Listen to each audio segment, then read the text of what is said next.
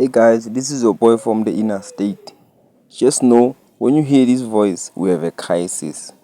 So today we're talking about this broski right here. So this guy is evil, guys. Straight.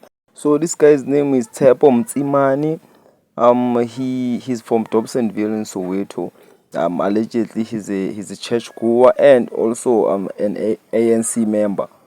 So apparently this guy, he's a monster. This guy, he raped a 12-year-old until her insides came out, bro. Like the crime scene was brutal, dog. Like brutal, super brutal, bro. I'm still hurt even now. So it's alleged from neighbors that this incident took place on Good Friday, during Good Friday. I mean, you feel me? The long weekend we had, man, you feel me? It didn't just come, you feel me, with family meetups, fun, and all that. Also came with crisis, bro.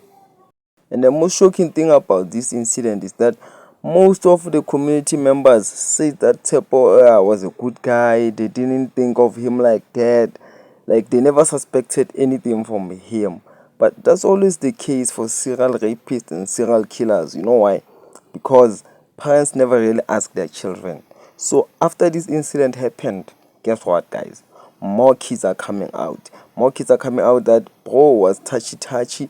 Bro tried to do this at church. Bro was doing this. He once invited me into his office and then he inappropriately touched the young girl in this matter.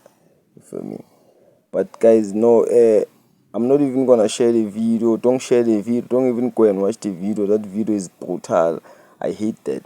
I don't wanna see. We shouldn't be doing that to children. As South Africans, this country, bro, like, bro, I think Nelson Mandela is probably disappointed in his grave, bro. What Tshepo did is an example of what most children or most women are facing in this country. It's horrible situation. Allegedly, they were drinking wine. How can you drink wine with a 12-year-old? And it has been said that there were other parents or adults present at that time when Mr. Mtsimane was drinking wine with young kids. How can that happen? And even so, who left him with the child? Because the assault began in the car. He grabbed the child, he dragged her into the room, into the office room, in the church building. Imagine how evil is that? Doing such evil deeds at church.